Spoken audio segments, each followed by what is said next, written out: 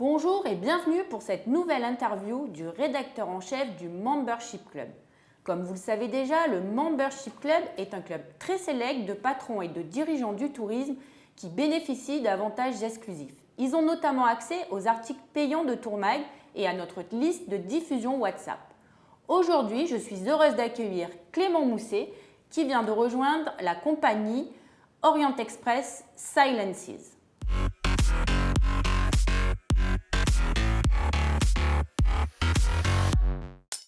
Bonjour Clément. Bonjour Céline. Alors bienvenue sur notre plateau.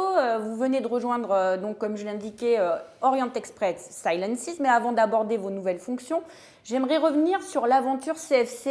Je voulais savoir quel regard vous portez finalement sur cette compagnie que vous avez créée.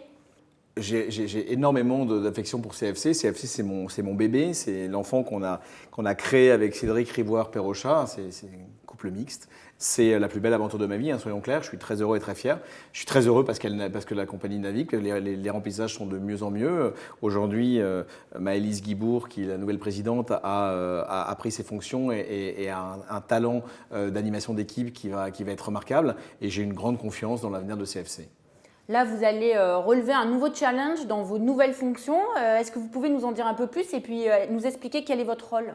Vous savez, quand on a... D'abord, je n'avais pas prévu d'être armateur dans ma vie précédente et j'ai été très honoré d'être approché par Silences parce que le bateau, il est au-delà de l'imaginable.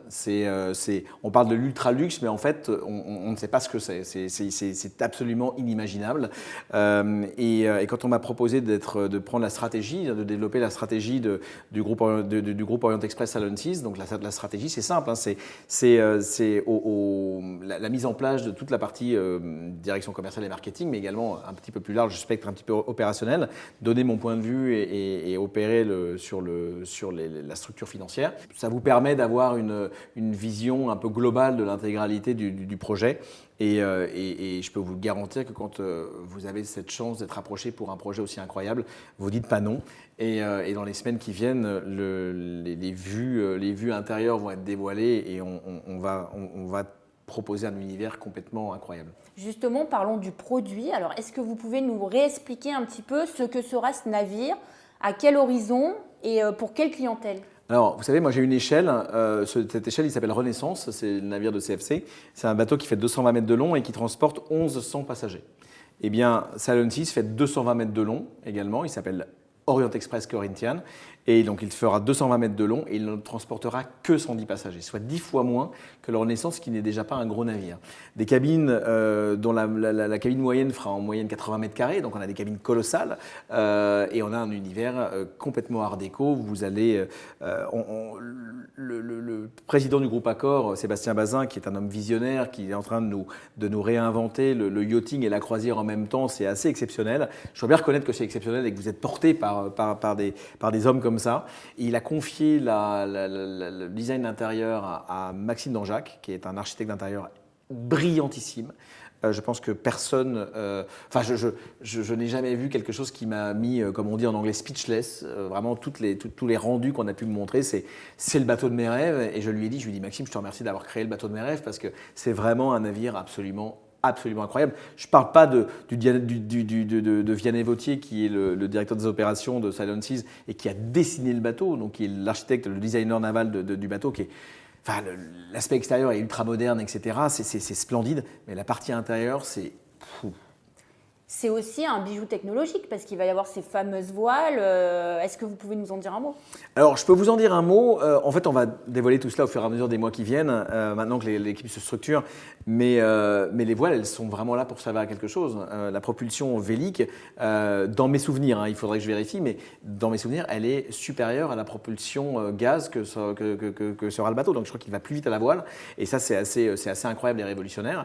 Et on a un bateau zéro émission. Et ça, c'est en 2024, c'est primordial parce que voyager vert, c'est aussi un vrai gage de sécurité et de sérénité, pardon, pour les passagers du Silences Orient Express. Alors, il y a MSC qui a lancé Explora. On a de nombreuses compagnies qui sont sur du luxe. Où se situe Silences? Alors, eh bien, effectivement, Explora a lancé un navire de 1000 personnes sur le segment luxe. Pour moi, le segment luxe a toujours été des navires de moins de 700 personnes. Donc, on est sur Seabourn, on est sur Regent, on est sur Silversea, Éponant, bien sûr. Maintenant, on a un panier moyen dans ces compagnies-là qui est aux alentours de 1000-1200 euros par jour. Nous, on est un peu au-delà, puisqu'il y a trois compagnies de l'ultra-luxe qui sont en train d'arriver sur le marché. Ritz-Carlton qui est déjà en opération avec un navire, l'Evrima, et puis 2 autres qui arrivent, qui sont construits en France. Et puis vous avez Four Seasons avec leur premier projet qui rappelle un peu le yacht de Christina Onassis et le Christina O. Et vous avez Aman, grande compagnie hôtelière du Golfe qui lance un peu un navire similaire, en tout cas en capacité d'une centaine de passagers en 2027. Et puis Silent Seas. Et pour moi, si vous voulez, alors c'est peut-être un peu chauvin parce que c'est ma compagnie, parce que c'est notre nouveau navire, mais ce qui est exceptionnel, c'est que le navire est exceptionnel. On n'est pas dans une transposition hôtelière vers un navire, on est sur le retour en fait de la marque Orient Express. Souvenons-nous, hein, c'est un train historiquement qui reliait la capitale française à Istanbul et Orient Express aura des hôtels que je peux dire un peu de type palace. C'est tellement incroyable que je pense que c'est ce qu'ils seront. Et puis vous avez des trains exceptionnels. Vous avez un train qui sera le nouvel Orient Express qui va être mis en service également. Et puis vous avez les navires. Donc l'union en fait des 3 produits, hôtel plus train plus navire, rappelle ni plus ni moins les grandes traversées de paquebots des années 20, des années 30. Et je crois, en tout cas dans les visuels que j'ai vus, et c'est une fois encore un travail remarquable de Maxime d'avoir créé, moi j'aurais rêvé de vivre dans les années 20-30. Je pense que grâce à Maxime Danjac et à Orient Express et Sébastien Bazin, je vais pouvoir vivre ce rêve. Est-ce que ce sont les groupes hôteliers qui savent faire de l'ultra-luxe qui peuvent créer de la croisière ultra-luxe? Est-ce que c'est pour ça qu'ils se lancent tous sur ce segment? Alors, je ne sais pas s'ils se lancent tous sur ce segment, mais en tout cas, alors Accor, c'est un peu un retour aux sources, puisqu'il ne faut pas oublier qu'Accor était propriétaire des croisières paquets dans les années 80, et donc c'est bien avant qu'elle ne soit rachetée par Costa et autres. Donc c'est un peu un retour aux sources pour eux, mais néanmoins, effectivement, on sent une volonté des grands groupes de luxe comme Four Seasons et Orient Express d'aller vers un positionnement ultra haut de gamme, ce qui est Ritz-Carlton également. Et est-ce que c'est propre à elle? Je ne sais pas. Est-ce que d'autres groupes, peut-être comme NH par exemple, le groupe espagnol, a envie de se mettre sur l'hôtellerie un peu premium? On ne sait pas. Mais effectivement, l'avantage, c'est qu'ils ont une véritable connaissance de la partie hôtelière. Ça, c'est indéniable. C'est foisonnant dans l'univers de la croisière, pas que dans l'ultra-luxe. Est-ce que pour vous, c'est une bonne nouvelle pour le secteur? Vous travaillez depuis 25 ans dans ce secteur-là. Merci de le rappeler. J'imagine que c'est quand même une bonne nouvelle. Oui, alors c'est une très bonne nouvelle. En fait, le marché de la croisière est ultra dynamique. Hein.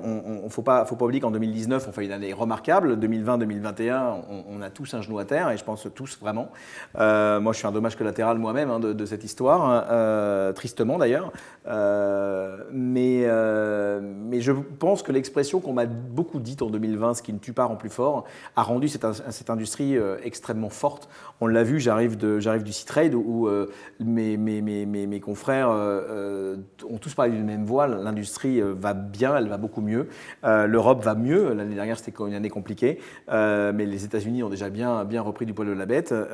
Il y a eu 2 panels auxquels j'ai assisté, qui sont celui des grandes compagnies, des grands groupes, qui s'accordent à dire que 2024 va être une année remarquable et de tous les records. Et le luxe, et je remercie également notre confrère de chez Ponant, Hervé Gastinel, qui a parlé au nom de l'Europe, entre guillemets, enfin pour Ponant, mais au nom de l'Europe, parce que c'était un peu le seul représentant des compagnies européennes.